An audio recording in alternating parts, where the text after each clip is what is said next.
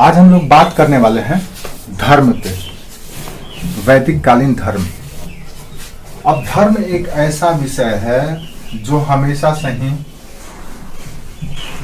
जिसकी व्याख्या या जिसकी समझ या जिसका मूल्यांकन हमेशा ही लोग अपने अपने तरीके से करते रहे। और विशेष करके हम जिस धर्म की आज बात करने वाले हैं, ये धर्म दुनिया की सबसे प्राचीनतम धर्म है। धर्म का देखो कई मतलब होता है। धर्म होता क्या है और धर्म हम क्यों जाने, सवाल ये उठता है। ये टॉपिक ऐसा टॉपिक है जिसको अगर आप समझ लोगे धर्म को, और जिस टाइम पीरियड के धर्म की बात कर रहे हैं वो धर्म को अगर आप समझ जाएंगे तो दुनिया के सारे धर्मों को आप समझ जाएंगे। क्योंकि mother of religion is this religion, यानी कि दुनिया के धर्म का जो मदर है यही है। हम जिस धर्म की आज बात करने वाले हैं, धर्म का मतलब होता क्या है। सामान्यतः लोग कहते हैं कि धर्म जिसको धारण किया जाए, जिसको धारण किया जाता है उसी को धर्म कहा जाता है।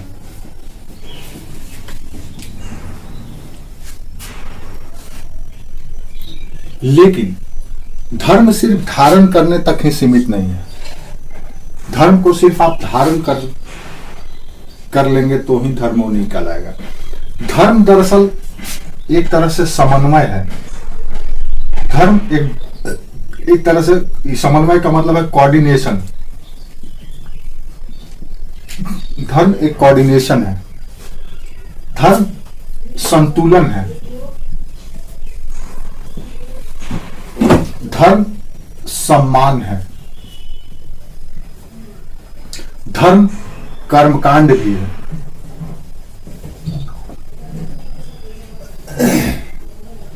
ठीक है। अब ये जो हमने कहा कि धर्म ये सब कुछ है, ये किसको धारण करना है, किसके साथ कोऑर्डिनेशन करना है, किसके साथ संतुलन करना है और किसका सम्मान करना है। धर्म एक तरह से, एक और चीज रख लो, धर्म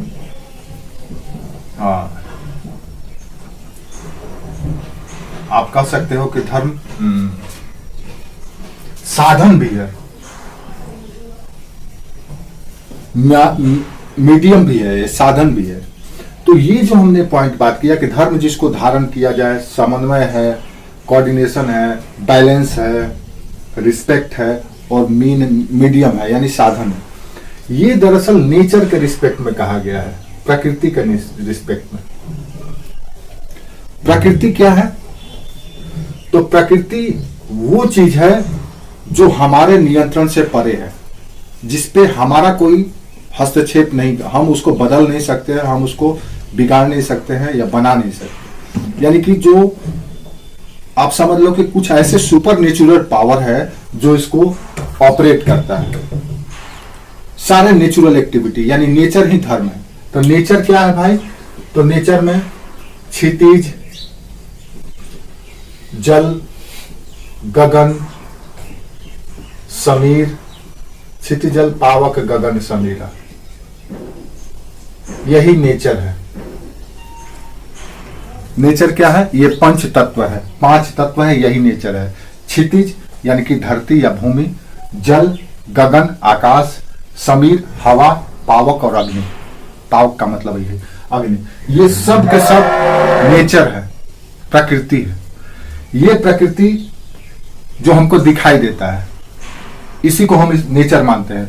और इस नेचर को बनाए रखने वाला जो व्यक्ति है या जिसने क्रिएट किया है, वो देवता है, ईश्वर है, खुदा है, अल्लाह है, जीसस है, जो भी आपको लगता है कि वो भगवान है। तो ये भगवान का क्रिएशन है 5 चीज, ये नेचर। इसी नेचर का जब हम धारण करते हैं नेचर को, जब हम इसके साथ कोऑर्डिनेशन बैठाते हैं, जब हम इसके साथ बैलेंसिंग मोड में रहते हैं, जब इसका हम रिस्पेक्ट करते हैं, प्रमोट करते हैं और जब इसको हम अपने साधन के रूप में जीवन को सरल बनाने के लिए प्रयोग करते हैं, तो ये कहलाता है धर्म। तो धर्म का मतलब यही है कि जो प्राकृतिक मैकेनिज्म है या प्राकृतिक जो तंत्र है जो आपके आसपास दिखता है, वो सब के सब नेचुरल मैकेनिज्म या नेचुरल सिस्टम धर्म है। हम उसको जब धारण करते हैं, जब उसके साथ कोऑर्डिनेशन बनाते हैं, जब वो सम्मान करते हैं, तो धर्म बन जाता है। धर्म का वास्तविक मतलब यही है। लेकिन धर्म का एक मतलब ये भी है, कर्मकांड। जब हम ये सब कुछ अपने अंदर समाहित करते हैं, धारण करते हैं, करने की कोशिश करते हैं, तो इसको प्रेजेंट करते हैं, यानी जब प्रस्तुत करते हैं या जब उसके लिए कुछ करते हैं तो कर्मकांड करते हैं। कर्मकांड क्या हो गया? पूजा, आराधना, तीर्थ यात्रा, मंदिर निर्माण, हज करना, ये करना, वो यज्ञ करना, ये सब कुछ, ये सब दरअसल इसी को प्रकट करने का एक माध्यम है, कर्मकांड। तो धर्म सिर्फ ये नहीं है, धर्म का प्रकटीकरण ये है। हम कर्मकांड के माध्यम से धर्म को प्रकटीकरण करते हैं, प्रस्तुत करते हैं। लेकिन वास्तविक रूप से धर्म क्या है? नेचर के साथ यानी प्रकृति के साथ समन्वय, संतुलन, सम्मान, साधन के रूप में प्रयोग और फाइनली उसको धारण करना, ये धर्म है। ये प्रकृति की रचना कौन की है? ये की है। यानी कि हम हमेशा इससे डरते हैं, इसका सम्मान करते हैं, इसकी आराधना करते हैं, इसकी पूजा करते हैं, ताकि ये खुश रहे तो ये सब कुछ ठीक रहेगा। ये सब कुछ ठीक रहेगा तो हम मानव जो इस धरती पे हैं हमेशा खुश रहेंगे। यही है धर्म। क्लियर है? यानी प्रकृति का सम्मान, समन्वय, संतुलन, प्रसाद और कर्मकांड, ये सब धर्म है। सामान्यतः हम लोग इसको धर्म सिर्फ समझ लेते हैं कि कर्मकांड करना, यानी अग्नि में यज्ञ कर रहे हैं तो धर्म है, अगर हम मंदिर में जाके पूजा कर रहे हैं तो धर्म है, उपवास कर रहे हैं तो धर्म है, तीर्थ यात्रा कर रहे हैं तो धर्म है। वो धर्म का एक पक्ष है कर्मकांड। धर्म संपूर्ण है। कई धर्म होते हैं, धर्म की परिभाषा अनंत है। हर एक जगह पे आपको धर्म मिलेगा। जैसे आप अगर अपने जिम्मेवारियों का निर्वहन कर रहे हैं, आप पिता हैं, अपने पुत्रों को या अपने संतति का रक्षा कर रहे हैं, उनकी जरूरतों को पूरा कर रहे हैं, तो वो भी धर्म है, वो पिता धर्म है। तो आप क्या कर रहे हैं? प्रकृति का सम्मान कर रहे हैं। प्रकृति क्या है भाई? तो प्रकृति ये कहता है कि पुत्र का ख्याल रखना, जब तक पुत्र युवा नहीं हो जाता, पिता का धर्म है। यानी वो सारे नेचुरल सिस्टम, सारे के सारे नेचुरल सिस्टम धर्म है। दूसरी ओर अगर आप धर्म की थोड़ा सा और डीप में परिभाषा जाएंगे देखने के लिए, तो थोड़ा सा ये इसको ब्रीफ में रखना है, इसको दिमाग में रखना है। उसके बाद हम आगे की कहानी देखते हैं और क्या होता है धर्म। तब हम ऋग वैदिक कालीन धर्म के बारे में बात करेंगे। दूसरी ओर जब आप धर्म को देखते हैं या धर्म के विषय में जब अध्ययन करते हैं, तो यहां पे हमारे सामने कुछ चीजें उभर करके आती है, हमारे मन में सवाल उठता है। जैसे हम धर्म के बारे में सोचते हैं, जैसे सामान्य लोग प्रकृति को नहीं समझ पाते हैं कि यही धर्म है। आप देखेंगे कि सनातन कल्चर में जितना चीज हम बात किए हैं, पंच महाभूत या पंच तत्व, उसी के इर्द गिर्द पूरा धर्म घूमता है। आगे आपको समझ में आएगा। पेड़ों का पूजा कीजिए, नदियों के पूजा कीजिए, तालाब का पूजा कीजिए, तो अग्नि की पूजा कीजिए, तो चींटी की पूजा कीजिए। वो क्या करते हैं? हम दरअसल प्रकृति का सम्मान करते हैं। प्रकृति ने बना के भेजा है कुछ सोच करके। प्रकृति कहने का मतलब ईश्वर, क्योंकि प्रकृति ईश्वर का क्रिएशन है। तो ईश्वर ने दिया है तो उसका हम सम्मान करें और तभी हम सस्टेन कर पाएंगे, रह पाएंगे। अब दूसरी ओर जब धर्म की बात करना शुरू करते हैं कि धर्म है क्या, तो हमारे मन में ख्याल आता है दो पक्ष। एक पक्ष है ईश्वर के बारे में कि ईश्वर क्या है, कौन है और क्यों है। पहला डायमेंशन हमारा यहां से खुलता है धर्म के बारे में जब हम चर्चा करते हैं। दूसरा डायमेंशन यह खुलता है कि जो मानव का ईश्वर के साथ क्या संबंध है, मानव कौन है, क्या है, क्यों है, और उसका ईश्वर के साथ क्या संबंध है। और तीसरा जो केंद्र में है वो है प्रकृति। बस वही चीज। इन्हीं तीनों के बारे में जब हम धर्म की बात करते हैं तब मानव का प्रकृति और ईश्वर के प्रति ज्ञान, समझ, अनुसंधान ही धर्म कहलाता है। जब भी मानव धर्म की चर्चा करेगा तो वो प्रकृति की बात करेगा। जब भी मानव धर्म की चर्चा करेगा देन ईश्वर की बात करेगा। जब भी मानव धर्म की बात करेगा देन अपने व्यवहार के बारे में, प्राकृतिक व्यवहार के बारे में या प्राकृतिक दायित्व के बारे में बात करेगा। ये धर्म है। तो ये धर्म के 3 एस्पेक्ट हुए, मानव का, प्रकृति का और ईश्वर का। यही धर्म है।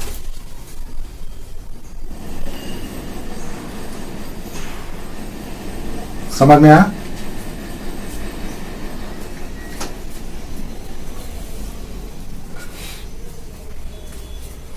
आप लोग धर्म को क्या समझते हैं? आप लोग सिर्फ धर्म का मतलब ये समझते हैं पूजा करना, हज करना, तीर्थ यात्रा करना, तीर्थाटन करना या जो कुछ भी। लेकिन धर्म का गूढ़ या वास्तविक मतलब है प्रकृति का साथ समन्वय, प्रकृति का साथ संतुलन, प्रकृति का सम्मान और प्रकृति का प्रोत्साहन करना। प्रकृति का क्यों? क्योंकि प्रकृति ही ईश्वर है। कण कण में है भगवान, हर एक चीज में भगवान है। अगर एक पत्ता तोड़ते हैं तो उसमें भी भगवान है, क्योंकि वो भगवान की क्रिएशन है। ये धर्म को सामान्य समझ आप अपने दिमाग में बैठा लीजिए कि धर्म का सामान्य समझ या मतलब यही होता है। जब इस चीज को आप समझ लेंगे, अपने दिमाग में फिट कर लेंगे, तब आगे की बात हम लोग करेंगे। यही सब बात मिलेगा आपको आगे भी, चाहे अभी की धर्म की बात करें या वैदिक काल के धर्म की बात करें। समझ में आया? अब आइए हम लोग चलते हैं वैदिक काल के धर्म के बारे में। वैदिक काल का धर्म कैसा था? अब हम वैदिक काल के धर्म के बारे में बात करेंगे तो हम क्या सोचेंगे?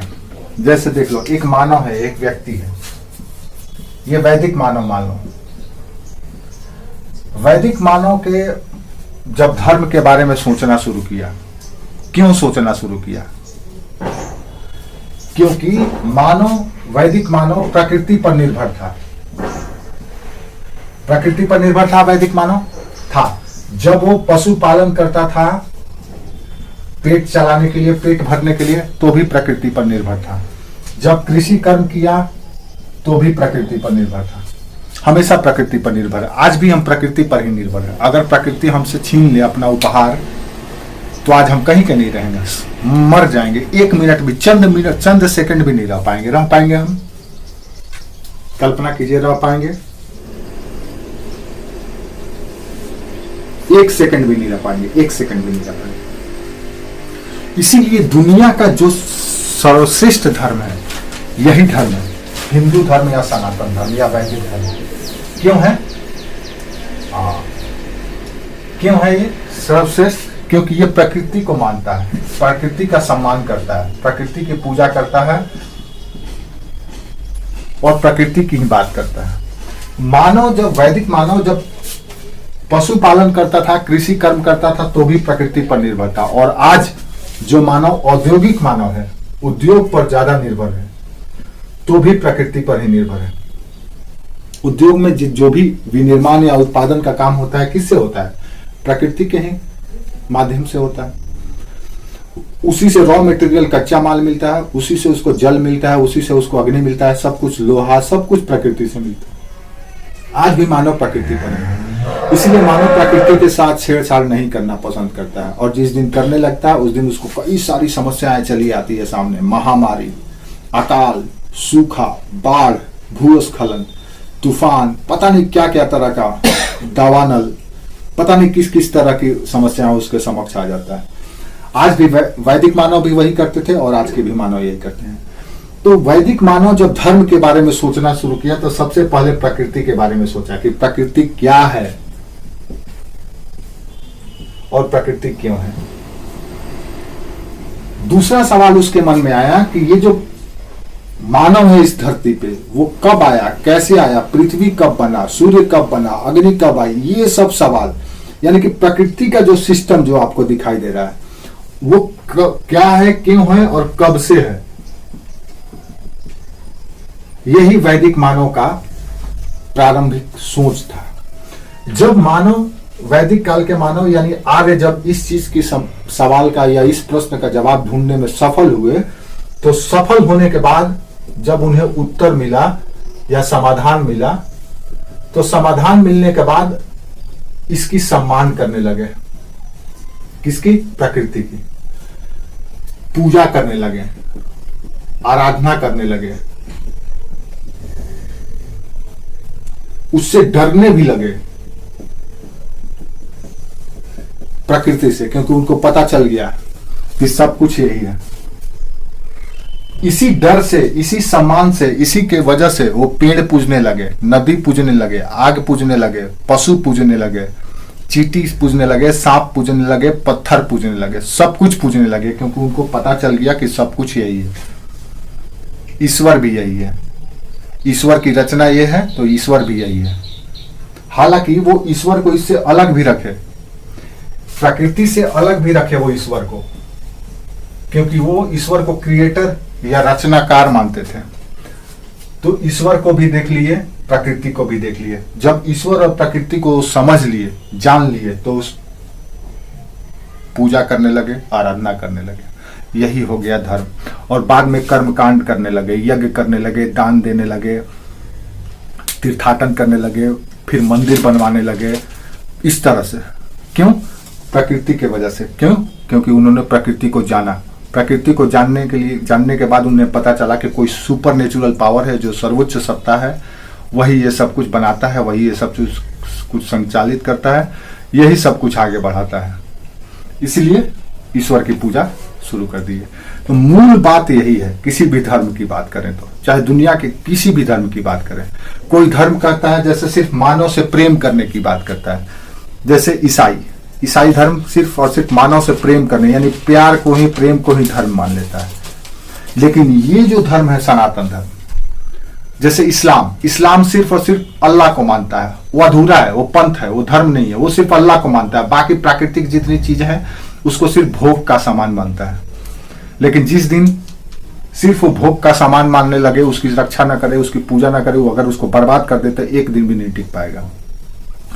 दुनिया का एकमात्र यही रिलीजन है जो सबसे ज्यादा प्रैक्टिकल है, सबसे ज्यादा साइंटिफिक है, क्योंकि ये प्रकृति को मानता है, प्रकृति को पूजता है, और उसके साथ साथ उसके नियंत्रण करता है या निर्माता के रूप में ईश्वर का भी पूजा करता है। और अलग अलग प्रकृति के जो संगठक है, जैसे हवा, पानी, आग, जो भी है, उन सबों के लिए एक श्रेष्ठ या सुपर नेचुरल पावर नाम दे दिया है कि फलना देवता इसके लिए है।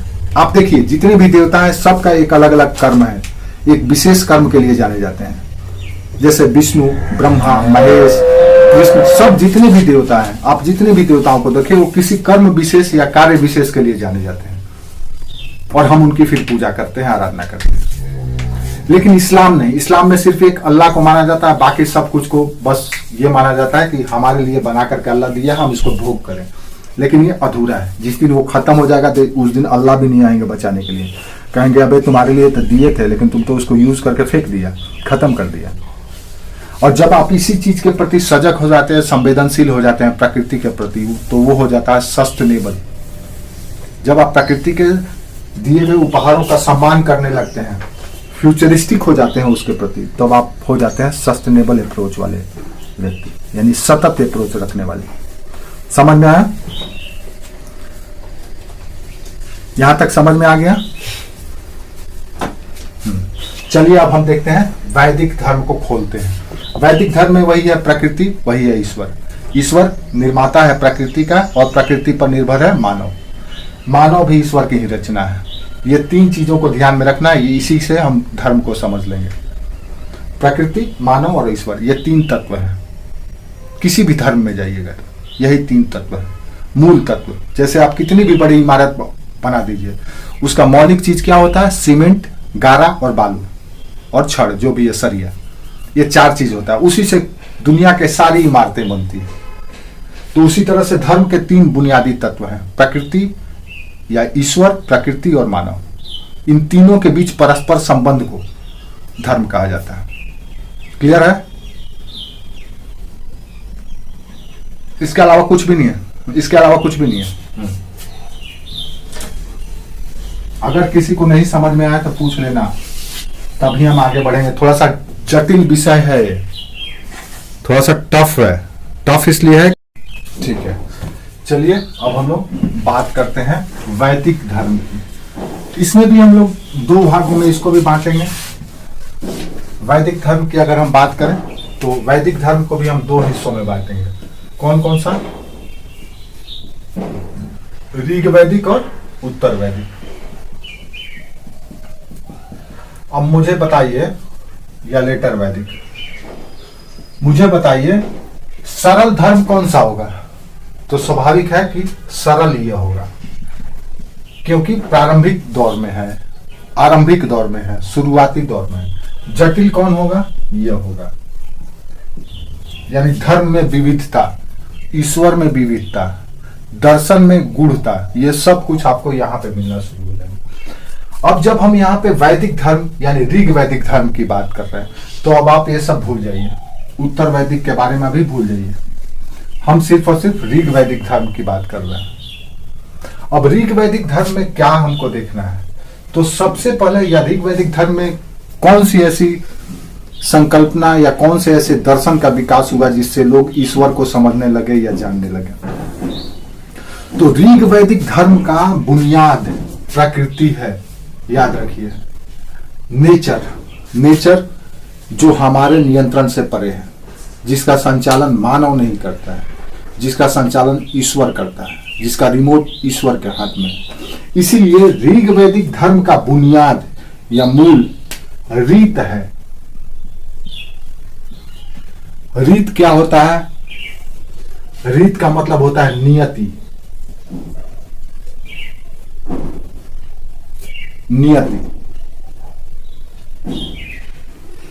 ऋग वैदिक धर्म का मूल है रीत, यानी धर्म का बेसिक कॉन्सेप्ट। जैसे आप लाख कितना भी जटिल साहित्य पढ़ लेते हो, लेकिन बेसिक क्या है? क ख ग घ अ आ ए बी सी डी, ये उसी से आप लिटरेचर भी लिखते हैं, ग्रंथ लिख देते हैं, कविता लिख देते हैं, मसनद लिख देते हैं, शायरी लिख देते हैं, संगीत लिख देते हैं, भाषा अलग अलग विकसित कर दी है, लेकिन मूल चीज वही है। उसी तरह से ऋग वैदिक धर्म का जो मूल है वो है रीत, यानी नियति। नियति क्या है? तो नियति है दरअसल प्रकृति।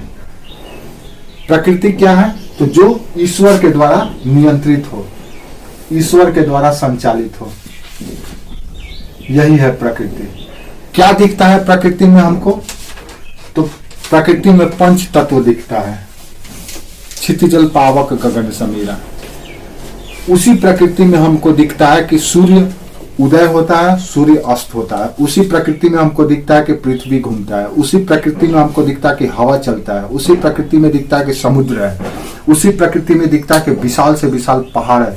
उसी प्रकृति में दिखता है कि डायनासोर जैसे जीव है और चींटी के आकार या वायरस के आकार के भी जीव हैं।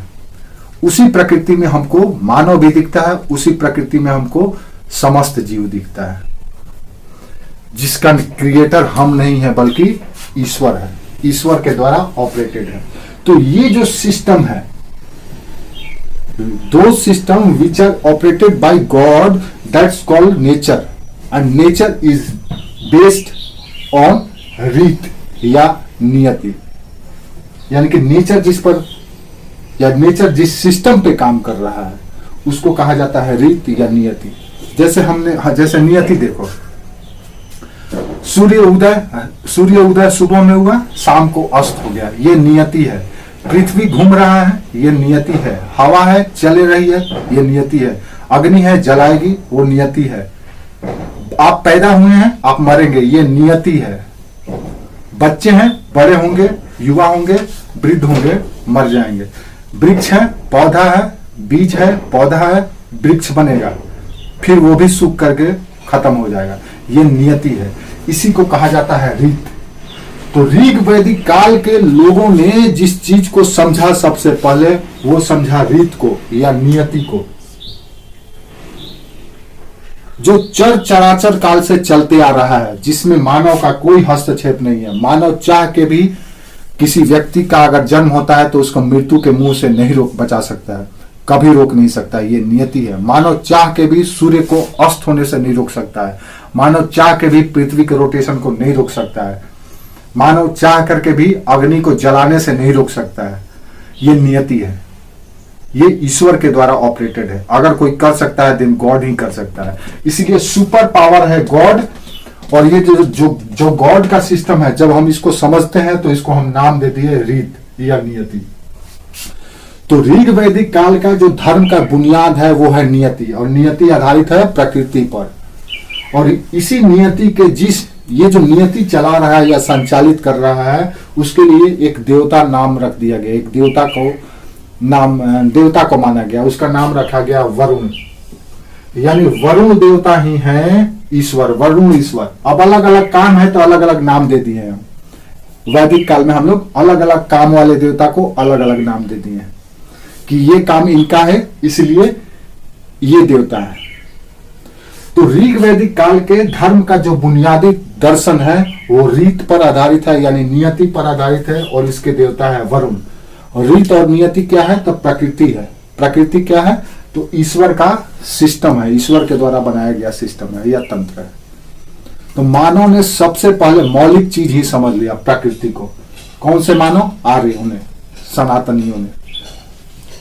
इसी चीज से हजारों असंख्य धर्म पैदा हो जाएंगे और फाइनली आकर के सनातन में ही मिल जाएंगे, क्योंकि सनातन मूल से शुरू हुआ है, चर चराचर काल से चल रहा है। जब से सृष्टि का सृजन हुआ तब से सनातन है। उस समय मानव भी नहीं था, तब से सनातन है। मानव बहुत बाद में आया, उससे पहले से सनातन धर्म है। यानी सृष्टि का सृजन हुआ तो उसी को मानव ने या वैदिक मानव ने उसको धर्म मान लिया, ईश्वर का तंत्र मान लिया या ईश्वर का व्यवस्था मान लिया और उसको धर्म कर दिया।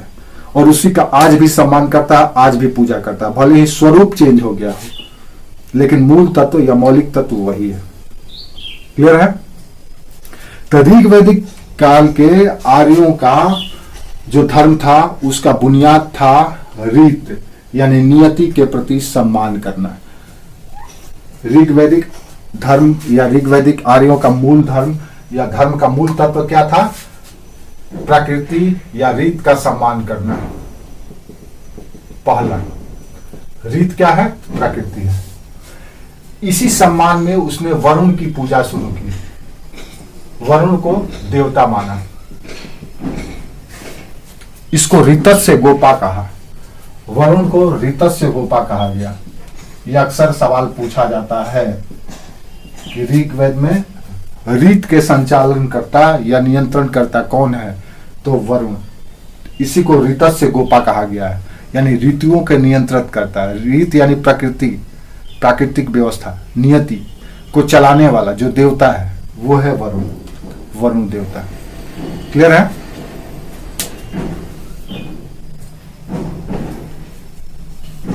ठीक है। बाकी लोग किसी को नहीं समझ में आया तो पूछो पहले। चलिए अब आगे बढ़ते हैं थोड़ा सा। इस रीत को या नियति को कई नामों से बुलाया गया है, कई नामों से अभिहित किया गया है। जैसे आप देखेंगे कि रीत को यानी नियति को सृष्टि की नियामक या सृष्टि की आप कह सकते हैं कि नियमितता, नियामक या नियमितता। नियमितता का मतलब होता है कि जो नियम बना हुआ है उसी पर चलना है, नियमों के अनुसार चलना है, नियमों पे चलना है। नियमितता यानी सृष्टि की नियामक या नियमितता रीत है, जिसको हमने बोला था नियति, जिसको हमने कहा था। इसी तरह से कहा गया भौतिक एवं नैतिक व्यवस्था। रीत क्या है? भौतिक एवं नैतिक व्यवस्था। ये भी रीत है।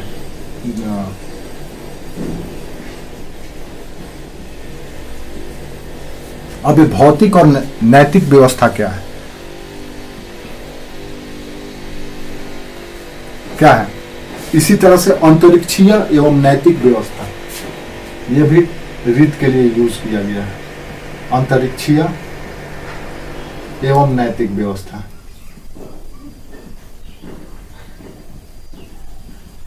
ये नैतिक क्या है? नैतिक टर्म क्या है? ये टर्म अक्सर आपको इसी में एक नीति शास्त्र भी आपको एथिक्स पढ़ना होता है। वो एथिक्स क्या है? नैतिकता ही है। ये नैतिकता क्या है? कोई बता सकता है नैतिकता का मतलब क्या होता है? अक्सर आप सुने होंगे कि आप में नैतिकता की कमी है या नैतिकता का पतन हो गया है या आपने नैतिकता खो दिया है। क्या है नैतिकता? कोई बता सकता है?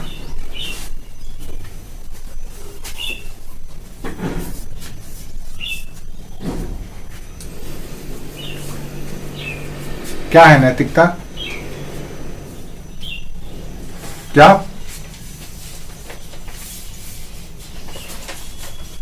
क्या बोल रहा है? ईमानदारी। नैतिकता, ईमानदारी, नैतिकता का एक छोटा सा अंश या गुण है ईमानदारी। नैतिकता क्या है?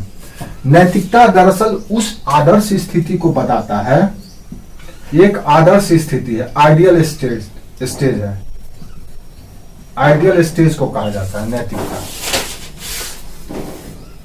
आदर्श स्थिति यानी अगर आप उस आदर्श स्थिति से नीचे रहते हैं या अगर आप उस आदर्श स्थिति को पार कर जाते हैं तो आप अनैतिक हो जाते हैं।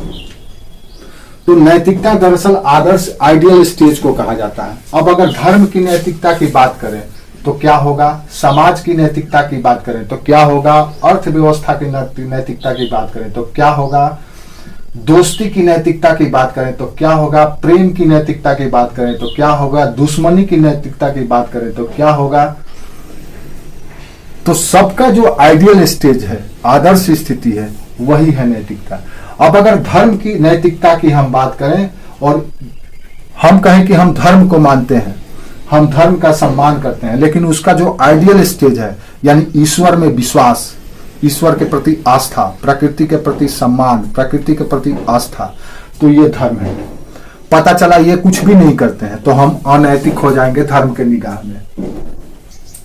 अगर हम किसी धर्म विशेष या धर्म समुदाय के हैं और हमारे धर्म ने ये कहा है, हमारे धर्म ग्रंथों ने ये कहा है कि ये काम मत करो, जैसे हमारे धर्म ग्रंथों में ये कहा गया कि किसी की हत्या मत करो, किसी पर हिंसा ना करो, लेकिन जैसे ही हम किसी की हत्या या हिंसा करते हैं या चोरी करते हैं या कुछ भी क्षति पहुंचाते हैं, देन हम अनैतिक हो जाते हैं, क्योंकि हम धर्म के आदर्श स्थिति से नीचे गिर गए हैं। क्लियर है? दोस्ती, समाज की नैतिकता क्या हो सकती है? तो समाज की नैतिकता है प्रेम, विश्वास, सहयोग, भाईचारा। अगर हम ये सब कुछ खो देते हैं, ये सब कुछ करते नहीं है, किसी से प्रेम नहीं करते हैं, किसी को सहयोग नहीं करते हैं, किसी के प्रति दया नहीं रखते हैं, तो हम क्या हो जाएंगे? अनैतिक हो जाएंगे, क्योंकि समाज का आदर्श यही है, आइडियल स्टेज यही है, इसी से समाज बना है। तो नैतिकता का मतलब होता है आदर्श स्थिति। अब रीत को सारे के सारे व्यवस्था का नियामक माना गया है। सृष्टि का नियामक रीत, भौतिक एवं नैतिक व्यवस्था का नियामक रीत, अंतरिक्षीय एवं नैतिक व्यवस्था का नियामक रीत यानी नियति।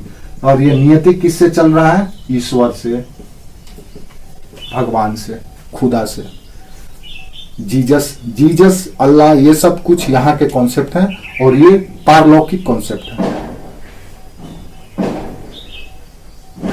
ऊपर का कॉन्सेप्ट है। तो मूल जो दर्शन है या मौलिक जो दर्शन है ऋग वैदिक काल का, वह है रीत। सृष्टि के नियामक करता, नियंत्रण करता, संचालन करता, सिर्फ यहाँ के नहीं, अंतरिक्ष का भी, स्पेस का भी, जहां पे हम और आप आज जा रहे हैं, वहां की भी जो व्यवस्था है, यहाँ की भी जो व्यवस्था है, जो भौतिक व्यवस्था है, भौतिक व्यवस्था जो आपको दिखाई देता है, पेड़ पौधा, नदी, तालाब, भाव, ये सब कुछ जो भी मानव, पशु, जो कुछ भी आपको दिखाई देता है, वो भौतिक सिस्टम है, जिसको आप स्पर्श कर सकते हैं, जिसको आप देख सकते हैं, वो सब फिजिकल एग्जिस्टेंस रखता है, उसको हम भौतिक व्यवस्था या फिजिकल सिस्टम कहते हैं। तो फिजिकल सिस्टम, अंतरिक्षीय सिस्टम, सारे के सारे सिस्टम को चलाने वाला, ऑपरेट करने वाला जो है वो है रीत है, यानी नियति है। और नियति किसके द्वारा संचालित हो रहा है? ईश्वर के द्वारा। तो इस तरह से ईश्वर के का जो ईश्वर में जो सबसे प्रमुख ईश्वर माना गया है, एक तो सुपर नेचुरल ईश्वर है, ये एक है, वन है, सिंगल है। अब ये ईश्वर अलग अलग काम करेगा, तो अलग अलग नामों से हम उसको कहने लगेंगे। जैसे सृष्टि का सृजन किया तो ये ब्रह्मा हो गए, सृष्टि का संहार किए तो शंभु हो गए, सृष्टि को डिजाइन किए तो ये विष्णु हो गए। अब शंकर के शंभु के संतान हुए, गणेश हो गए, शंकर की पत्नी हुई तो पार्वती हो गई। इस तरह से हमारा सब देवता या ईश्वर का नाम हम लोग देते चले गए। सूर्योदय हुआ तो उषा हो गई, शाम हुआ तो अदिति हो गई, ये सब देवी भी बनती चली गई। ऐसे ऐसे क्रम से विकास हुआ, लेकिन जो सबसे पहला ईश्वर को माना गया वो माना गया रीत को, रीतस्य गोपा। और ये जो काम कर रहे हैं, जो रीत को संचालित कर रहे हैं, वो हो गए वरुण, वरुण देवता। अब यहीं से हम लोग देवताओं का नामकरण शुरू किए। अलग अलग जो जो चीज हमको दिखाई देता, जो जो सिस्टम हमको दिखाई देता, हम उसका नाम देते चले गए ईश्वर के रूप में कि ये। अब जैसे मान लो कि पृथ्वी को जो डिजाइन दिया गया, गोलाकार बनाया गया, तो जिसके द्वारा बनाया गया तो वो विश्वकर्मा हो गए। अब विश्वकर्मा भगवान हो गए। ये सृष्टि या पृथ्वी का जो डिजाइन आप देख रहे हैं, ग्रहों का पूरा प्लेनेट का डिजाइन देख रहे हैं, ये किसके द्वारा बनाया गया? विश्वकर्मा के द्वारा। तब हम वहां पे विश्वकर्मा नाम दे दिए। सारे के सारे मूल एक ही देवता है, एक ही भगवान है, एक ही मौलिक तत्व है। उसी से कई देवता निकले हैं, उन्हीं की संतति या उन्हीं का नाम है। जैसे हम हैं, मानो हम आपके सामने खड़े हैं तो हम आपके टीचर हैं, हम अपने पिता के संतान हैं, माता के संतान हैं, भाई के भाई हैं, दोस्त के दोस्त हैं, एक ही व्यक्ति है। उसी तरह से ईश्वर एक है, अलग अलग जगह पर जब वो अपना योगदान देता है, अपना रोल प्ले करता है, देन हम उसका नामकरण अलग अलग करते चले गए।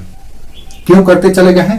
ताकि हम उस कार्य विशेष में उसी को याद करें और उसकी प्रशंसा करके उसकी महिमा मंडन करें और उसकी कृपा या अनुग्रह प्राप्त करते चले और हम खुशहाल रहें। यही है धर्म। धर्म दरअसल मानव का प्रकृति के प्रति सम्मान, डर और समन्वय का नाम है। क्लियर है?